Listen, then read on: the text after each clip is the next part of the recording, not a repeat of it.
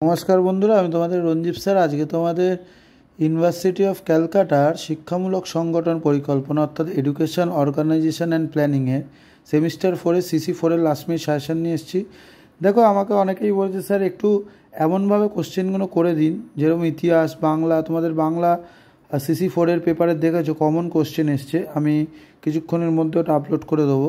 হ্যাঁ, সেরকম তোমাদের এডুকেশন CC 4-এর লাস্ট মিনিট সাজেশনে আমি একটাই কথা বলবো, তোমাদের 3টে মডেল থাকে। 3টে মডেল থেকে এখানে কোশ্চেন 12টা, আমি 11টা মতন কোশ্চেন দিয়েছি, বড় কোশ্চেন।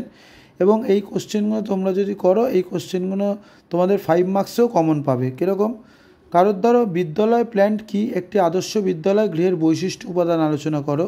এটা তোমরা যদি করে যাও, এখান থেকে তোমরা কিন্তু আবার 5 মার্কসে দেখবে বিদ্যালয় প্ল্যান্টের বৈশিষ্ট্যগুলি আলোচনা করো বা বিদ্যালয় প্ল্যান্ট কী, এটাও 5 মার্কস থাকবে। মানে 5+5 10 থাকবে, বা যদি 10 মার্কসে না আসে এটা 5 মার্কসেও তোমরা কমন পাবে। তোমাদের দেখো, বিদ্যালয় গ্রন্থাগারের বৈশিষ্ট্য আলোচনা করো, শিখন প্রক্রিয়া স্কুল প্ল্যান্টের প্রয়োজনীয়তা আলোচনা করো, পাঠাগার গ্রন্থাগার বলতে কী বোঝো, পাঠাগার বা গ্রন্থাগার একই কোশ্চেন, ঠিক আছে, একটু ঘুরিয়ে দেয়। শিক্ষা পরিকল্পনা কী, শিক্ষা পরিকল্পনার প্রধান বৈশিষ্ট্যগুলি আলোচনা করো। এই কোশ্চেনগুলো তোমরা যদি করো, তোমরা 10 মার্কসের 3টে মডেল থেকে যে 10 মার্কসের কোশ্চেন আসে তোমরা কিন্তু কমন পাবে। তারপর দেখো, সংক্ষিপ্ত কোশ্চেন 5 নম্বরে, বিদ্যালয় সংগঠন কী, বিদ্যালয় সংগঠনের বৈশিষ্ট্যগুলি আলোচনা করো।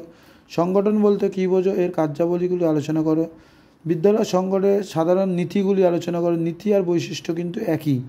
এডুকেশনের কোশ্চেন তোমাদের একটু ঘুরিয়ে দেয়, নীতি আর বৈশিষ্ট্য কিন্তু একই।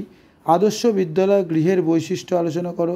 মানে আদর্শ বিদ্যালয় একটা গৃহ শিক্ষক বা গৃহের বৈশিষ্ট্য, একটা আদর্শ বিদ্যালয় কী কী বৈশিষ্ট্য থাকে সেইগুলো দেখো। এখানেও স্কুল প্ল্যান্ট কী আছে, বৈশিষ্ট্য, নীতি।